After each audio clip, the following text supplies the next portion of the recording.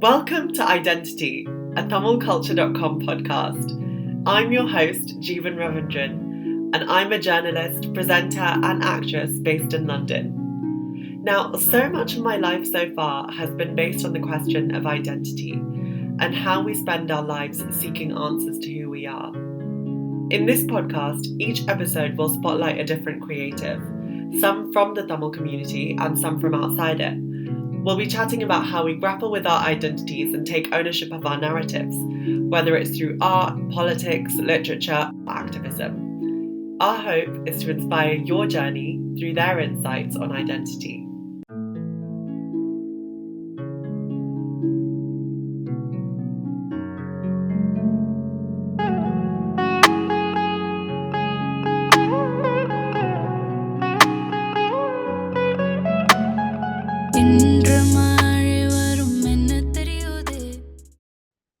So welcome to Tamil Culture's Identity podcast, Shuba.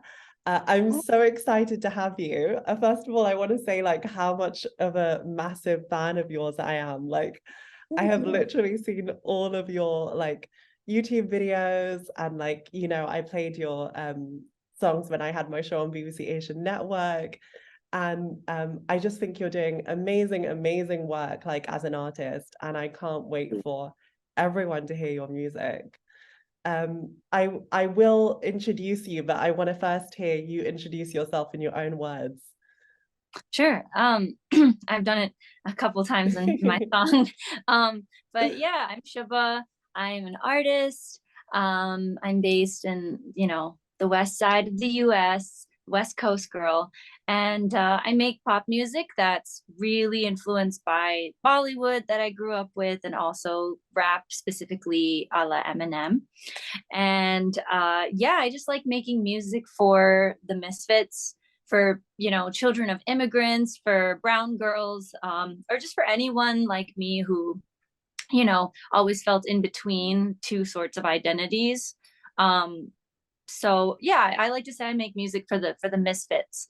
And I can be very petty, but I can also be a baddie, and I can also be very vulnerable. So I like to kind of capture all of this throughout my music. But at the end of the day, I like making music that makes people feel happy and feel better and not feel alone. So that's who I am. Chupe bangare mayane Srivalli mate manikya mayane Chupe bangare mayane Srivalli nave navaratna mayane. I love that. Thank you. And we're going to come back to the word baddie because, as we both know, that's a recurring theme. Yes, as it should be. As it should be, as it should be. Mm-hmm. But you say your influences are so diverse. You've got Freddie Mercury, Ariana Grande, Bollywood, and Eminem. And there's so much in your upbringing and the background that you bring to your music. And how do you find that you have found your own sound through all that? It definitely took and is taking time. It's always evolving, I think. I think an artist is I don't think anyone's ever fully arrived at their sound. I think because you arrive and then you want to change it a little bit more. So I think the thing is we always grow up from impressions or copying something and then making something else out of it. And I think before I used to just copy paste, and the last couple of years I've been really working on, okay, I'll copy, but then what's the way I can paste it and that it still feels like me? And I think the more you do it, the more songs. I've written hundreds of songs in the last couple of years, hundreds of little voice memos, had sessions with a lot of people, listened to music, bookmarked what I liked. And I think it just comes back to things that I grew up listening to, really, that have shaped it. So it's just kind of putting it together. I like the choruses of this person, or I like how this person does these harmonies. And then you just kind of put it all together, and it just kind of happens, I think, over time and with repetition. And what's been the turning point for you musically so far, in terms of when did you know this is what I want to do? And yeah, and how hard was it convincing like Desi parents to do that? Because I, as a fellow like creative, South Asian creative, I know like it can be really hard sometimes. But yeah, like what was your journey with your family artistically? Yeah. So I've always known I wanted to sing. Like I look at like books from sixth grade, we all had to write down what we wanted to be. And I said I was like, I want to be a singer. And I think I've always wanted to, like even when I was 3, I would like listen to my recordings, of me singing nursery rhymes, and I just really enjoyed them. I was always in key. I was always in key. And I Even was at like, oh, 3. even at 3, I was like, you're in key. I was listening back to the recordings. I was like, wow, like the pitch accuracy, like, okay. Um, but I don't know. I always loved it, always was encouraged to do it. Actually, it was actually my dad and my sister pushing me to do it more than anyone else. Wow, okay. I was trying to shy away. I didn't want to perform on stage. And my dad would be the one to like not force, but just really be like, no, like do it, audition for this, try it, try. And my sister would do it so effortlessly. She just didn't seem to be nervous at all. So I had my sister, my dad just kind of singing and kind of being unapologetic about it. So then I just got into it. And yes, I would cry. I had a really hard time learning how to sing in front of people, but now I love it. It's like it's like all I want to do is entertain people on stage. So it's kind of crazy how that worked. So needless to say, my parents actually have always been supportive. They never questioned it. Like even when nothing was going on, they never questioned. They would only feel sad if I was sad about it. So That's so I will say awesome. that was like a unique twist to it, that my parents just kind of, they're like, yeah, like she knows what she's doing. And I was like, oh, okay. That's a nice surprise. And has the music that they listened to while you were growing up, has that influenced like, what you've taken into your music? Yeah, 100%. Um, my mom had such a good taste. I call her like my Simon Cowell, like my personal Simon Cowell, because she doesn't really sing herself. She can, but not really. And then, but she knows. Her ear is so good. So she would pick up like, even as like, you know, an immigrant woman living in New York, she would hear like, dun dun dun dun dun dun dun, please stand up, please stand up. And she didn't know who it was or what the song meant or any of the words, but she knew the please stand up. And at the time, I didn't even register that this is a rapper named Eminem. She would just sing it to us. Like she would just like be like play the song and we'd hear the beat. And so she just picked up on these things, but then we'd listen to, you know, like the typical A.R. Rahman scored movies at home. So we were just really blessed to have the Lagan soundtrack playing in the back. And yeah, we just had a lot of really, really, really good music around. And then Disney Channel. Disney Channel has really beautiful melodies. Disney music is beautiful. So just all around, just good music. I'm loving that, like A.R. Rahman meets Eminem meets Disney Channel, like childhood. Yeah, yeah. It was definitely, yeah, definitely. I loved all the music we grew up with. And what kind of Bollywood music do you like listening to? Or do you listen to like any, because I know your background is Telugu, do you listen to any like Telugu music or Tamil music as well? Um, I have been listening to a little bit more Tamil music. But I mostly, it's just actually whatever my parents send me. Like my dad sends me a ton of songs. He's so up to date with all the trending songs in like It's Bollywood. the He will just WhatsApp group send it to me. chats. Huh? It's the WhatsApp group chats. It's the group chats, and he's just always like, oh, learn the song, listen to this song. So I'm always getting actually very up to date like hit songs. So that's kind of, actually I rely on my parents to do it, or you know, TikTok also exposes you to things. My sister scrolls on TikTok a ton, and she's very much in like brown TikTok world too. So she sees all like what the wedding girls are listening to, what they're playing.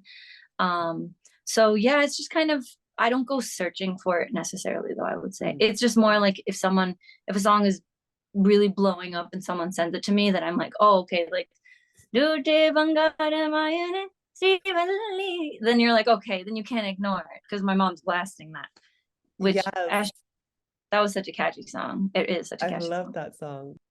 Yeah, so I want to talk about your music and the creative process when it comes to that, because oh my God, Indian Summer to date is like, I think it was in Oh, my like top 5 Spotify songs. And I like yeah. just, I cannot tell you the number of times I walked around my house with my parents just like strolling there. And I'm like, ooh, it's a good now that we're Aw, that's so cute. I absolutely adore that song. And I know loads of my friends do. And when I played it on my show, like I got so many messages being like, who is that? Um, Oh, so like what was the thought process for that song specifically? And you have this thing as well in that song where you're kind of like playing into stereotypes, but like you're making a joke of the joke, which is kind of like awesome as well. thank you. Yeah.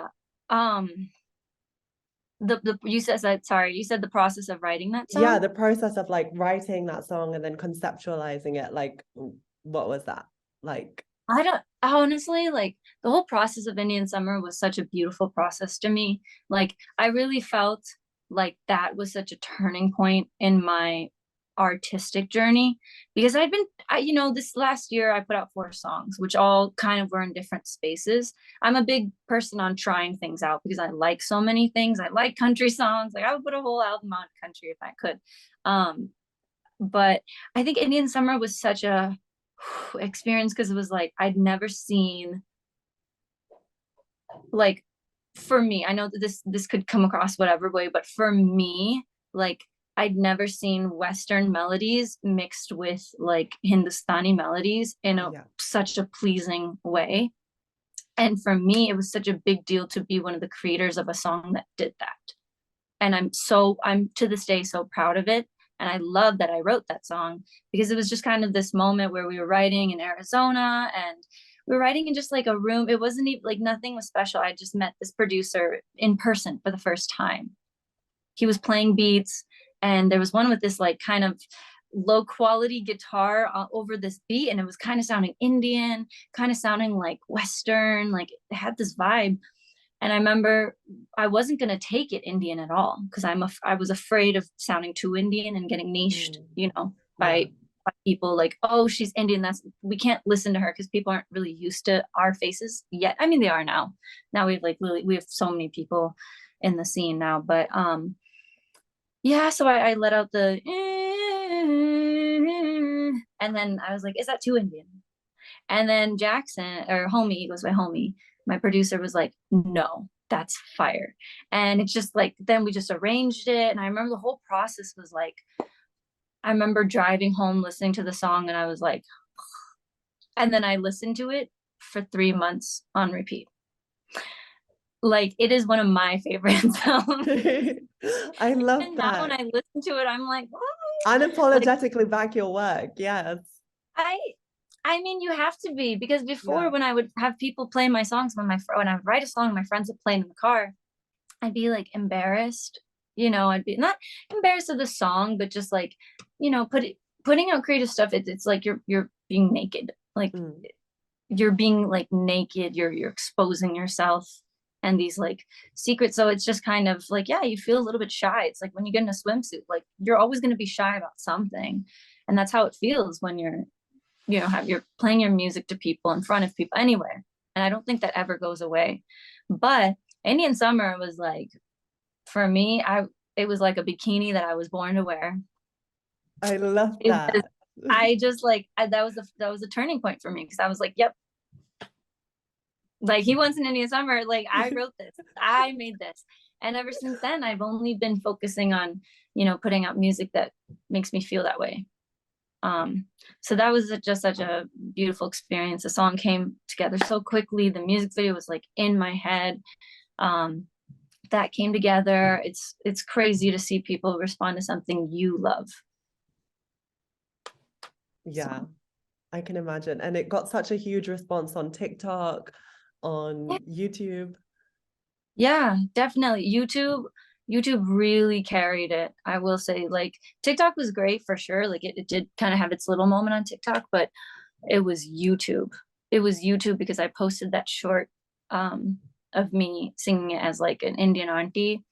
And that really, then it went viral 50 on India for a little bit. And that was a really cool moment. Then a lot of people sang covers of the song, they made karaoke. So for me, that was all such a big moment, to see people covering my song, singing the lyrics. So definitely a turning point. Honestly, that hook is like so addictive.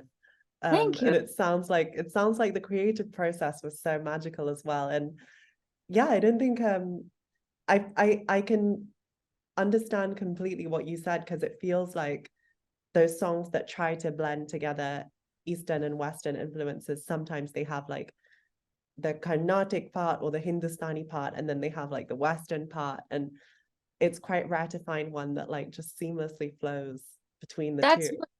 that's what I want to do. Yeah, I don't want to be, you know, I love that I'm Indian, but I'm as much Indian as I'm American. And so it's kind of just like whatever comes out, I just want it to be natural. Like Yeah.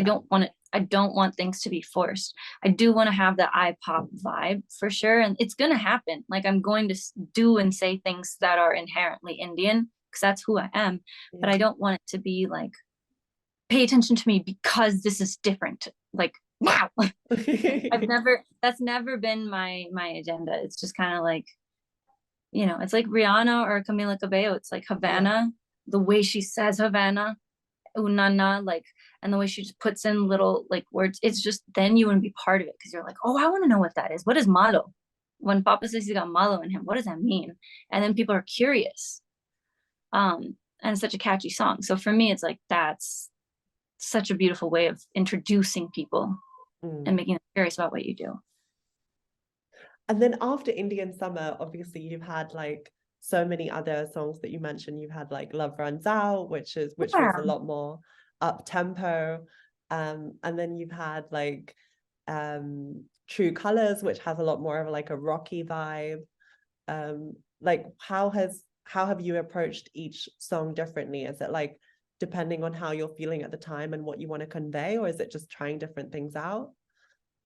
Yeah, that's one thing I love and don't love about myself is that I am, well, Mr. A.R. Rahman has said, Miss Versatile. I do like, I pride myself in the fact that I don't just do one thing, that I can act and I can do this and I can do that. I can be funny, I can be serious, I can do ballads.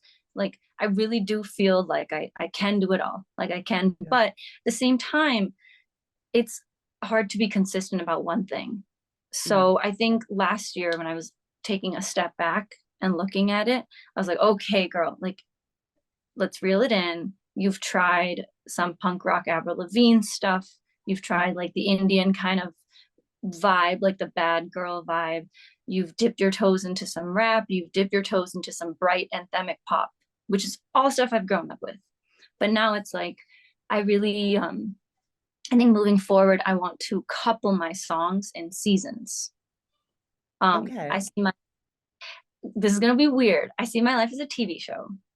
How about Okay. you? As someone in media, actually, I'm curious. As someone in media, like, do you see your life? What's a form of media would you say your life is? Like a book, a novel, newspaper? That is so interesting. I think I see it like as a book. As a book, as a Yeah. third person or first person narrative? I think first person narrative, because I Gotcha. feel like the book starts and ends when you When you start and start, stop writing. yeah. Well, see, I that's very interesting. I see mine as a TV show, right? Like books are Okay. a little bit like it's like very intentional, I feel like, with words because you only have so many words to grab people. I feel like my life is like an animated TV show. It is not very organized. It's just kind of coupled in seasons and everything is dramatized. There's like sound effects. And I feel like I need to start viewing my songs as the soundtrack to my life. So I'm starting to release songs as seasons. So that's something I'm really excited about for the next year is grouping the songs. It's like, okay, let's zero in on Indian Summer. That was a season of my life. That was a whole season. And how do I portray that to people? I think Taylor Swift does this really well too. Um, but yeah, I think it's just going back to, okay, let's focus in on one of these worlds. And so I call it like the Indian Summer world. Is that the world that we're gonna see coming next? That is the world. That's the world Oh that my I God, think I'm so excited. and then we heighten it because Indians, there's so many ways to like intensify what that means. But I Yeah. think, yeah, I'm going back to that kind of like kind of airy Arizona vibe that I kind of only did like once, Mm. and I want to dip back into the hot girl vibe. So That that's is kind of, never a bad thing to dip back into. it's never, yes, Yeah. we need more like hot girl songs. So yeah, I think that's what I want to dip back into for now. That's like going to be the season, So like we're gonna season one. get like a whole Indian summer like album type thing, or It's pretty close. I mean, it's an EP, so it's not super long, but it'll be definitely songs in that world. that is so cool. Yeah, I'm excited for it. And then one thing again with Indian summer is I think you mentioned this may or may not be right, but was it the first time that you had rapped like professionally? Yes, that was the first time I had put rap in an actual song. And And what that was that like legitimizing yourself as a rapper? Because obviously like you're such a brilliant singer, but you are or equally like such a oh, brilliant rapper. And I think it's hard to find someone who can do both so thank you. well. I I appreciate it. I don't consider myself a rapper to this day. I still feel like I am such a noob. Like I really feel like I'm faking it. Like I just literally I'm not even I'm gonna hide it. Like my main inspiration is Eminem. Like exclusively Eminem is my rapper That's okay. inspiration, which That's people get okay. so mad. They're like, what about Kendrick? What about Kanye? I'm like, Eminem. I'm like, I don't know. I just know Eminem. And it doesn't mean I won't listen to other things, but at the end of the day, it's like I like my Domino's pizza with jalapeno. Yeah, It's just yeah. like that's how I like my rappers. Like Some of us like vanilla ice cream, and that's okay. yes, and that is okay. I listen to other stuff, I'll try it, but I I want Eminem. And so for me, it's like funny to say like rapper, like I'm a rapper, but it is cool. It is actually really awesome to be, validated for that because I would study Eminem lyrics to, well, number one, to impress a guy. And number two, because I was a misfit. And because when I wasn't invited to like bonfires and all the cool events, I would just study his lyrics. Like no one asked me to do it. It was just something I enjoyed. And so years later to be validated for those things that I just put effort into is really cool Yeah. because it's like, wow, that was meant to happen. Like that was part of it. And it enables me, I think rap also enables you to have more real estate than you would in a pop song. You have so much time to say what you want to say. You could be funny about it, you could be petty, which is what I think Eminem does, these amazing acrobatics of he's being vulnerable, then he's petty, then he's funny, then he's catastrophizing, and you could do that in rap. You can't do it as much in pop lyrics, I think. But unless Yeah, you're you Taylor can Swift. just be like really, really honest, like throw in so many details. That yeah, Yeah. you say Taylor Swift does that really well And you could through be angry. Like you can make fun of people. You could just like you could just like slight people. Like yeah, you could rap be is so really much more angry. cutthroat than pop. I feel like we're Yes. gonna look on your Wikipedia page in like 5 years and there's gonna be like a public feud section. Like If I don't have a public feud section, then I've done something wrong in honestly, this. I will tell you, I was also a misfit growing up. And one of the things I used to love doing in my spare time was editing Wikipedia. So I know all the HTML code. So Oh my goodness. if you don't have a public feud section in 5 years, I promise you I will create one for you. You'll create one. You'll create Yeah, one. Well, just hit me up, that's just message me when. absolutely. I'm ready. I'm ready. I need it. You need it. You need it. You need to ruffle feathers, obviously. But yeah, I've always said like I'd rather be hated or loved than ignored. So Yeah. yes. And so you talk a lot about making music for misfits. What was it like growing up as a misfit in America? Because I feel like in the UK we have a Oh yeah. similar but very different experience. Yeah, I'm curious about the UK experience because I feel like there's a little bit more diversity maybe where you grow. It depends on where you grow up. Like the UK is so Yeah. big, that's different. But I know for me, my hometown, like my experiences, it was very confusing. I feel like until I was in until okay, up until third grade, when my hair was still curly but cute, when my accent had kind of gone away, when my like mom, it's just like a lot of things up until third grade. I did not recognize that there was any difference between me and any other person in the playground. Then third grade happened, and I had this realization where I was like, my hair's frizzy. Like it's frizzy. All these other girls have really beautiful straight hair. Mine is frizzy and it's like an afro. Um, then I was like, oh, the boys aren't like picking on me. Like they're not choosing me in the playground. And I was like, oh man, like, oh my God, no one's picking me as their partner. Like it just, all these things started coming out. Mm. And this lasted for a bit. I will say, like, so I want to say my experience growing up was, it kind of sucked, but it was also kind of awesome because on the other hand, I had really good food. Like I would bring really good food to lunch. I had bomb food. Like I had beautiful clothes. I had a community of Indian Americans who I could like also hang out with. I had amazing music. My parents were so dedicated to my safety. You know, they would never let me walk to school, even though it was only a mile away. I was like, Mommy, why don't you let me walk? All the other kids walk. And then, you know, you grow up and you watch documentaries of kids getting kidnapped. And then you're like, that's why they didn't let me walk because they care so much. I don't know. So it was just like this mix. I think looking back now, I wish I could tell my third grade self, like, rock those curls, just get some hair gel. Just get some hair gel. Don't get the straightener. Put the straightener down. Put the straightener down, get some hair gel and rock the curls.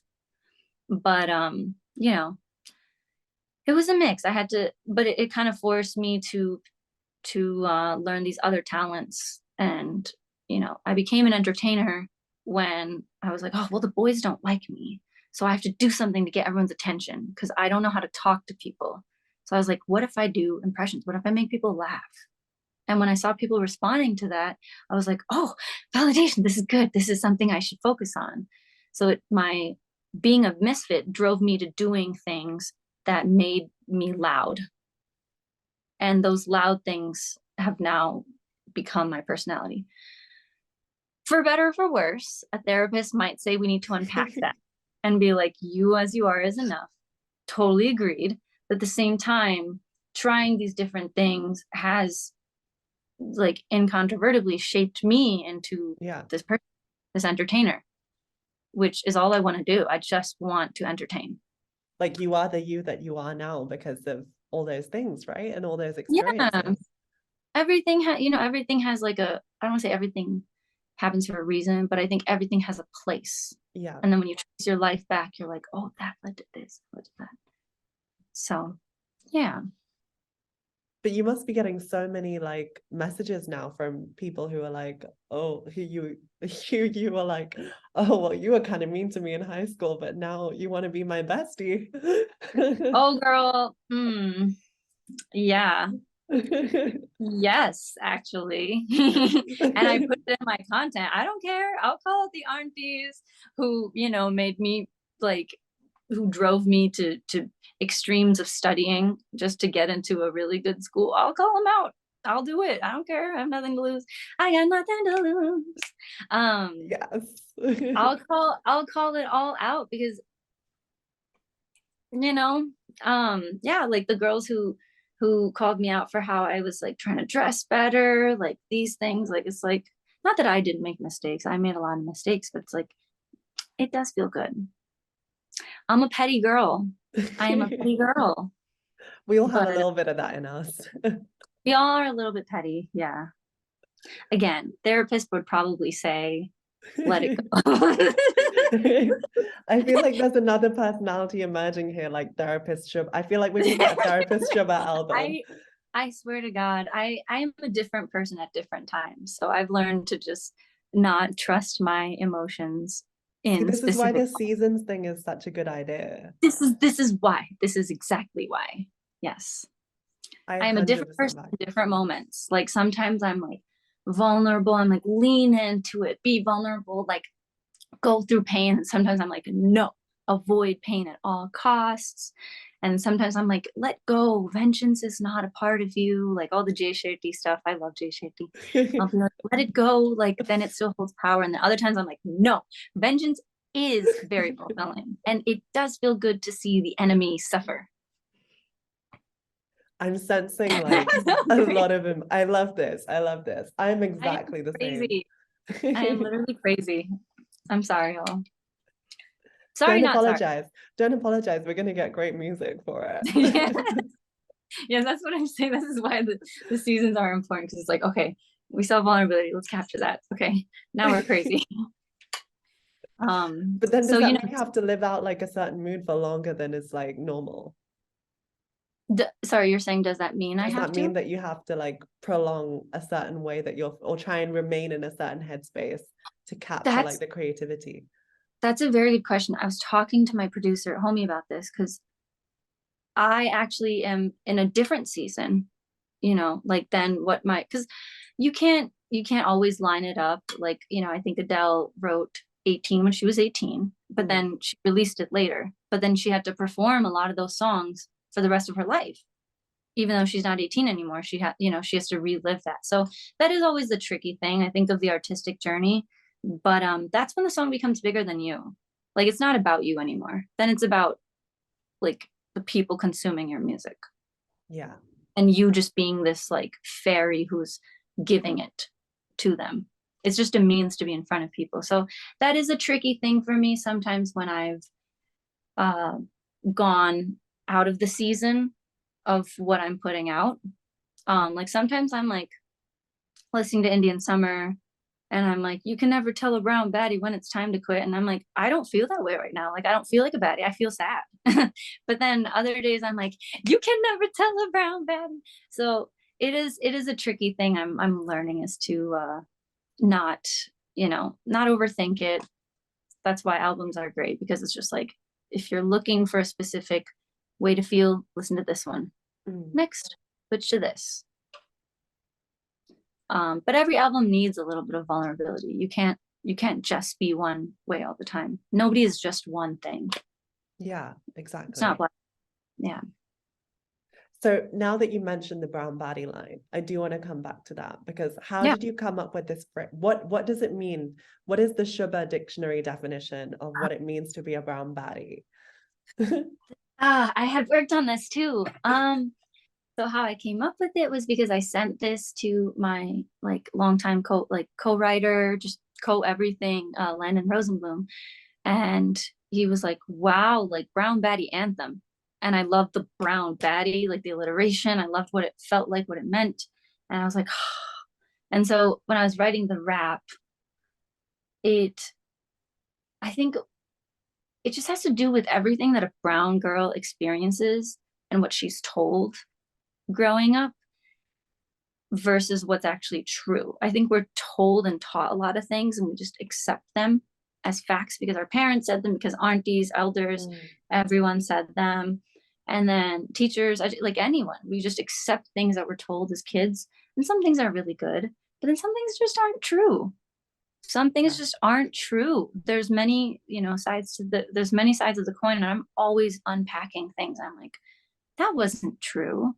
And so I think like expressing like sexuality as a, you know, especially as an Indian girl, that like was really, that's a very rigid subject.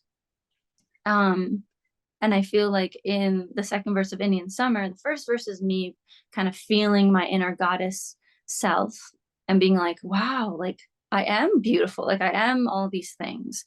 But then the second verse is me just kind of being angry about like, wait a minute, but is that bad to embrace that part of myself? Like, should I be like, you know, kind of conserving myself. And I think that's what the whole second verse of Indian Summer is about. Ooh, took another risk, looking for a high, and I let him get a hit. Now he wants an Indian summer. Ooh, I love to make a trip. No vanilla skies when I kiss him on the lips. Now he wants an Indian summer. Is like, if you want our innocence, don't flood our screens with all this, because we grow up with that. You know, we grow up with like very voluptuous girls who are beautiful, right, like on screen, and it's like, then we're like, but don't act that way. So I was kind of like, then don't put it on our screens. You know, you are what you can't, you are what you see. And so that was for me. It's like Brown Baddie kind of has all of that, and it's just like, whether you're studying for an exam and you need to get through it, or whether like you feel insecure one day, beauty wise, and you're like, no, like you are beautiful. Maybe even when you're crying over a guy or crying over something that ended, like you can't tell a brown baddie when to quit. Like you're a baddie, which means even in the low times you are a baddie, and even in the high times you're a baddie. So it kind of just encapsulates all of that. I know it's a very long-winded description. No, I'm so here for it. Am I a brown baddie? I wanted to ask. Are you a brown baddie? Yeah. Absolutely. Thank you so much. I think I'm going to put that in my Instagram. I feel like I'm accepting an award. I'm going to put this in my Instagram bio, like Shuba certified brown baddie. Oh my God, yes, absolutely. It's I when you wanted come your personal. I couldn't meet you and then not have your personal approval. It's like it is granted. It is absolutely granted from the Queen herself. from the Queen. Oh Lord. So yeah, I think one of the things that's so great about Indian Summer is, like you mentioned, it is such a sex positive song, and like that's a really hard thing for, like you said, us as brown girls to talk about and feel liberated enough to talk about. Was there like much of a pushback from the South Asian community on that front, or did you find like lots of people are messaging you being like, thank you for talking about this? Well, there was controversy about the music video. There was some controversy, which I was like, yes, algorithm, please, yes, I'm terrible, flame me. Flame me, I'm horrible. I think my fam, like, I don't really get it. Yeah, there are a lot of comments on that video. You could find tons of comments everywhere being like, she is using the stereotype, like she's trying to appeal to the white man. Like there's only, like, why are these girls pleasing a man in the video? And like there's always gonna be something like that. Like if I just did an all girls thing, people would be like, she thinks all men are terrible, and it's like, okay. And then it's like, if I use a white guy, if I use this, it's just like, you're always gonna get hate no matter what choice you make. So that's why I invite the hate. I welcome it with open arms. I wish I got more hate. That's a very positive attitude. No, I love hate. Like I love it. I say that now, be careful what you wish for, but yes, I stick to it. Okay, so one thing I can't not ask you about is the whole Shakira episode. Because when I saw this, I was literally mind blown. Like, especially the Domino's guy. Was it Domino's? Or he, like, okay, so for anyone who doesn't know, the backstory is you called Domino's impersonating Shakira, and you sang pretending to be her, asking for a pizza. The pizza guy believed you were Shakira, and then you just hung up.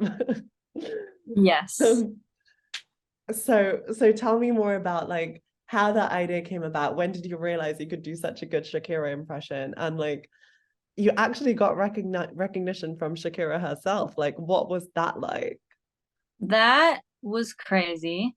I remember how it happened. I didn't even know, because it happened a month later. I posted the video, and a month later she, I think, caught wind of it. The video really took off that day. I remember that was really fast.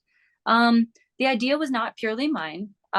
It was my friend Jack's. Jax writes songs. She's incredible. She's a genius. She's one of the most creative people I've ever met.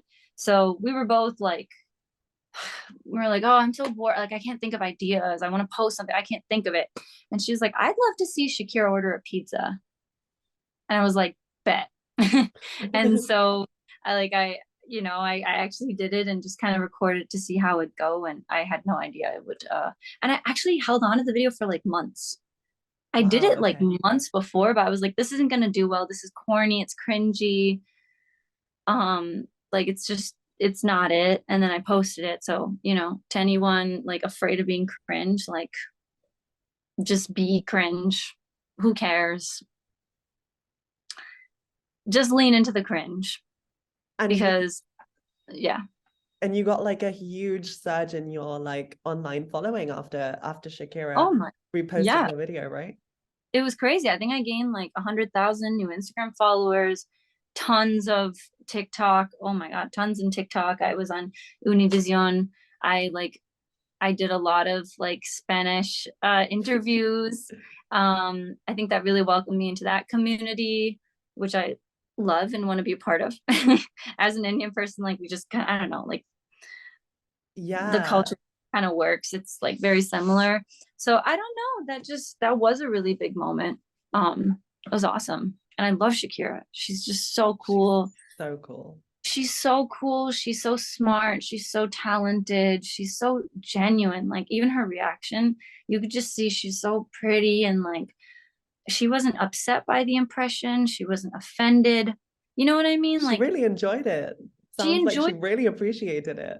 Yeah, I think a lot of people can get offended when you do impressions of them, which is why I like sometimes I hope Eminem doesn't see my impressions because I don't want him to get mad at me.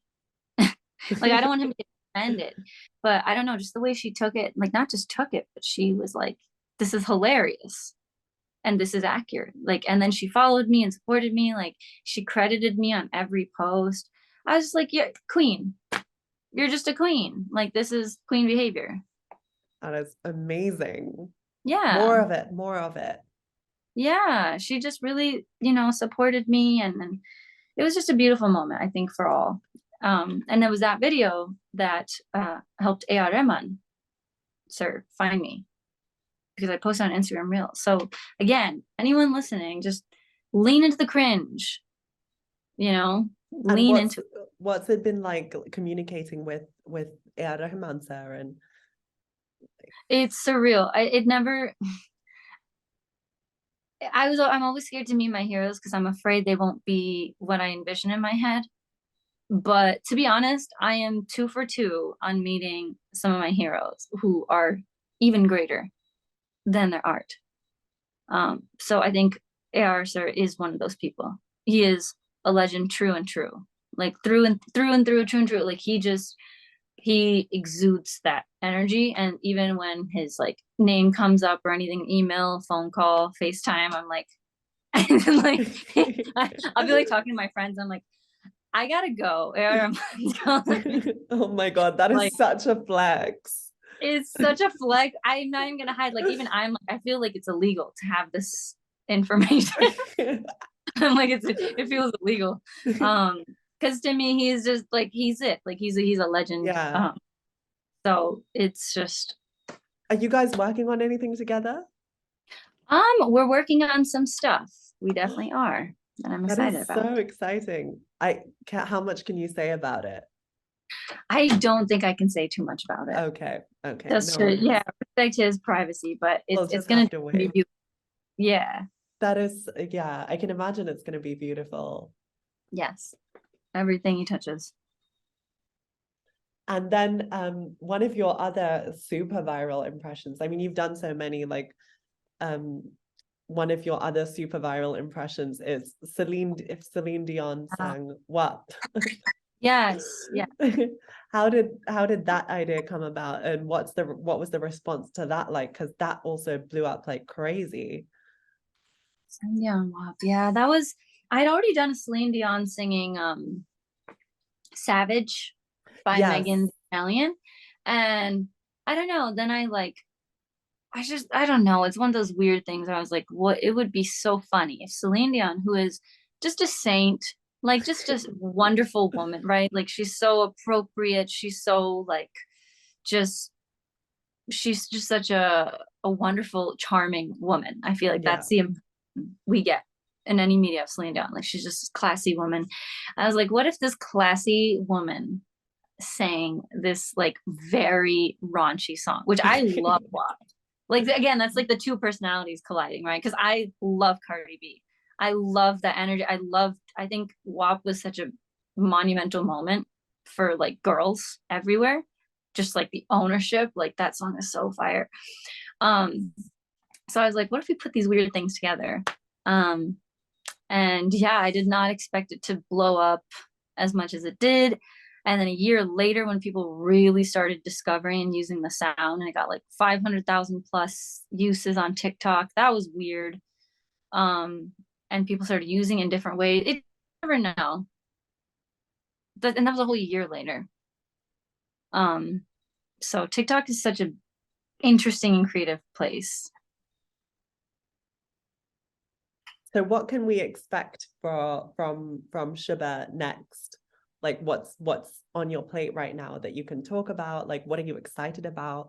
What are your goals for the future? Yeah, I'm very excited about the EP. I'm excited to drop way more music this year. Because I know what I want to do. Like I know what I want to focus on. Now I'm not trying things out as much. Now it's just like, all right, this is what I'm doing. So being more consistent, I think, and being more consistent with releasing music, like a single every month. We got an EP coming out very early this year. Um, so focusing more on like the musical side of things, and then also just touring. I really want to like headline tour, or support another really big artist on tour this year. Like that would be my dream goal, whether it's just US first and then international, whatever, whatever the universe allows, depending on what happens with the CP. But I think just touring, live performance, it's everything. And then of course, just continuing to come up with creative and meaningful content. But I think it's, probably going to veer a little bit more artisty than it has been in the last couple of years. I will say that. So people who are discovering me now, I think, are probably primarily discovering me because of my artist work and not the content. But I will still always make content. I love doing it. Yeah, honestly, the whitewashed mean Indian girl, Oh, like taking on like the like classic, like very much that is the me character I see in that video. Um, like I just love that video. Both their raps are like fire. thank you. Yeah, I loved making that video. That was that was really fun. It was cleansing for me too because we all know that girl. Like we've Yeah, all we been all that know girl, that we all girl. know that girl, and so yeah, that was a really fun. And then just combining music with it and rap with it and making a story was super fun. And do you enjoy like making that? Because you've also done like what if zodiac signs could sing and like singing as Mm. different seasons, singing as different colors. Like you've done like so many different, what if Eminem's daughter could rap? Like you've done all these like different kinds of content. How is the mindset to approaching that kind of thing different to your artistic work? Like, is it more Oh, it's so frivolous? different. Because I think content is it comes down to combining things that already exist in the world in a very interesting way. Mm, I'm getting inspired by stuff. Whereas music is more like a purging of who you are. So content to me feels like very much about people and what would make people laugh, but then also makes you laugh. But I feel like the focus is like it's first like something sparks and then you're like, people would like this. Whereas with music, it's like, I need this to be in the world because like this is where I am in life. So there's very different approaches. And then also like musically what you're creating has never quite existed before. Whereas mm, content, there's a lot of well, there's been a lot of people who have redone and copied the like Shakira impression thing. So that can always be replicated in a yeah. way. Maybe not the same exact execution, but more or less. But I think with music, it's like it's not quite the same. Like I'm not even thinking as a content creator. I'm just like, okay, what am I feeling? What is the soundtrack to this episode right now? Like, how can I capture what I am feeling into a song? But like still make it catchy, because I like catchy music. So it's very, very, very different, and it's something I'm adjusting to for sure. But that must be so affirming and like full circle feeling, right? Because you've got like those little pieces of that little Shuba in the playground that you mentioned, who like wanted to make people laugh and also wanted to be noticed, and like you're now out there like putting out these little bits of your soul like as an artist, but also like making people laugh through your content and have like a really great day through your videos. It's true. Yeah. It's like all sides again. Like everything is just, it is you. Cause I also want to make people like, there's also a part of me who, I was an RA, and like, I love comforting people. Like I do love inspiring people. And sometimes that's the only platform is not just baddie songs. You can inspire people through sad songs too. And as someone who's going through heartbreak, like, or has gone through heartbreak and whatever, like, then you realize why those songs are important. Like, I call them sad girl songs, just like sad songs. And I was like, why do everyone keep singing sad songs? Because when you need it, like, you need it. Like, sometimes when you're sad, you don't want to hear like baddie songs only. Yeah. You need a good mix. And so it's just tapping into all parts of myself and just really putting it all out there. I'm very transparent. So I just want to live this life having just completely used, just put everything out there. I don't know. I know a lot of people see it differently. Like some people are very like, I don't want people to know. I just want to be unnoticed. But for me, it's like I want the best parts of me out there. Like the people I look up to, I guess. I love that. Yeah. Okay, I think that's a great note for us to end on. So I just want to say thank you so much for your time. Thank you. You wake up and you're starting to get ready. 3 months, so you're thinking that you're ready for moving the needle, for seeing other people move on, putting on your best shirt that I bought. Guess you're trying to impress her. Huh. The thought is kind of funny, seeing you trying to get lucky. And I know you think you're a gentleman just because you gave her a compliment. I know I sound bitter, but I hope you're on a bad date right now, that she only talks about herself, that she makes you feel so small. Wish you never went at all. And even if she stays the night, you'd wish that her body was mine. When you kiss her while you leave, I hope you picture me. Do you want to do like an impression for us? Like what Sure. What can you what do you feel comfortable? I don't want to put you on the spot. Well, I am putting you on the spot, but yeah, like I don't want to put you on the spot, but is there a trending song right now that we'd want to hear is Celine? Oh my God, we could do like, no, that's maybe too much, like Srivalli as Celine. You know what? We can try it.